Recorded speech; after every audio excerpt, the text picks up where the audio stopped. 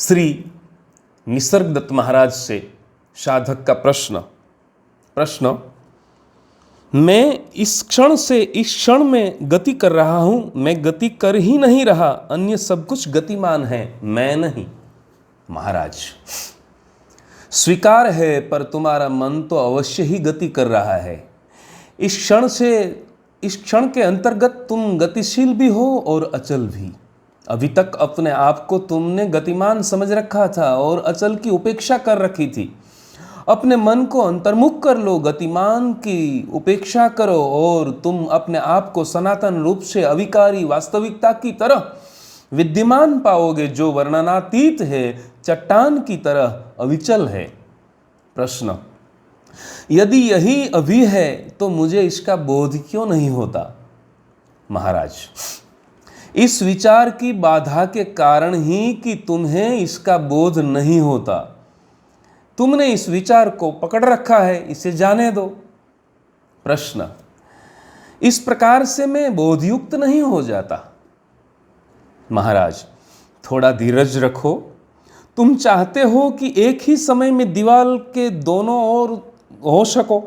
यद्यपि यह संभव है, पर तुम्हें दीवार को गिरा देना होगा, या यह समझ लो कि दीवार और उसके दोनों ओर का स्थान एक ही आकाश में स्थित है, जिसके लिए यहां अथवा वहां प्रयुक्त नहीं होता। प्रश्न, उदाहरणों से कुछ भी सिद्ध नहीं होता। मेरी एकमात्र समस्या यह है, जिसे आप देखते हैं, मैं क्यों नहीं देखता? आपके शब्द सुनने पर वे मेरे मन में सत्य प्रतीत क्यों नहीं होते? मुझे इतना भर जानने दे, से सब बाद में भी हो सकता है। आप प्रज्ञावान हैं, मैं मूढ़। आप देखते हैं, मैं नहीं। मुझे अपनी प्रज्ञा कहाँ और किस प्रकार उपलब्ध होगी? महाराज, यदि तुम अपने मूर्ख होने को जान लेते हो तो फिर तुम मूर्ख नहीं रह जाते।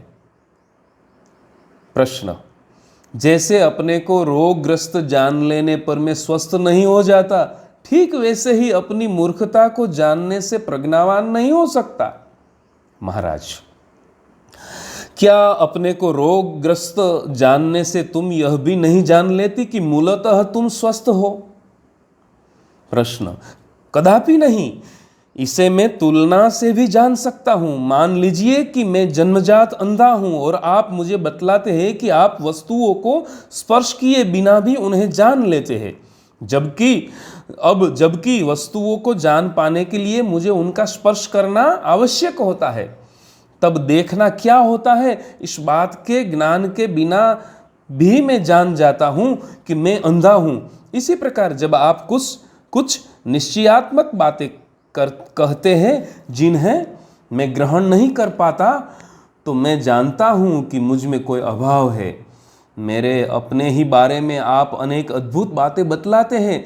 आपके अनुसार मैं शाश्वत हूँ, सर्वत्र व्याप्त, सर्वज्ञ, परम आनंदमयी, सृष्टा, सबकी सृष्टि, स्थिति और लय का एकमात्र कारण, जीवन का स्रोत, सत्य का हृदय, प्राणी मात्र का ईश्वर और प्रीतम आदि आदि। आप मेरी तुलना परम वास्तविकता से, अस्तित्व मात्र के उद्गम से और उसके अंतिम लक्ष्य से किया करते हैं।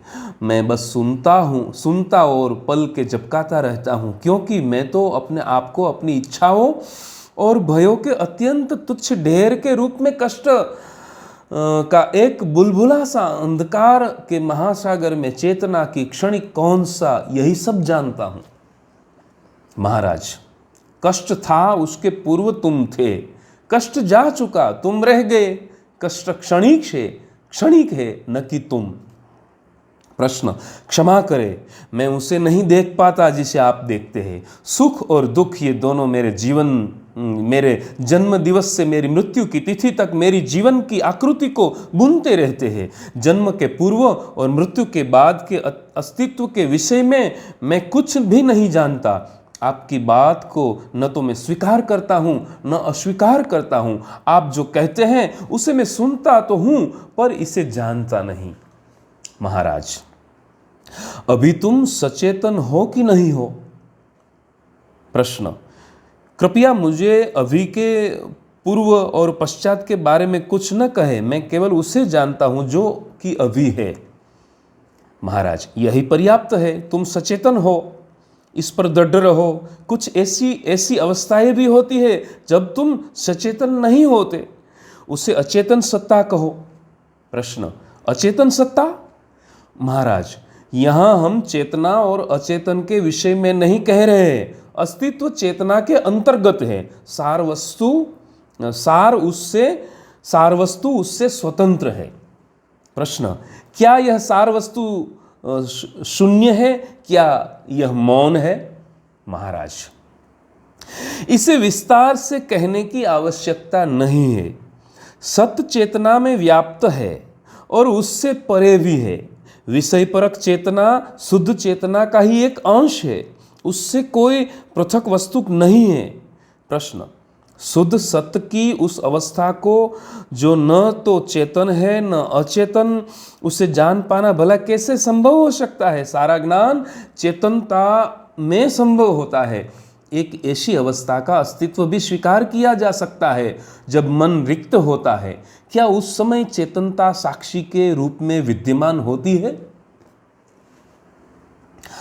महाराज, साक्षी केवल घटनाओं को अंकित करता है। मन की विलुप्ति सी अवस्था में मैं हूं का भाव भी विलीन हो जाता है। साक्षी केवल घटनाओं को अंकित करता है।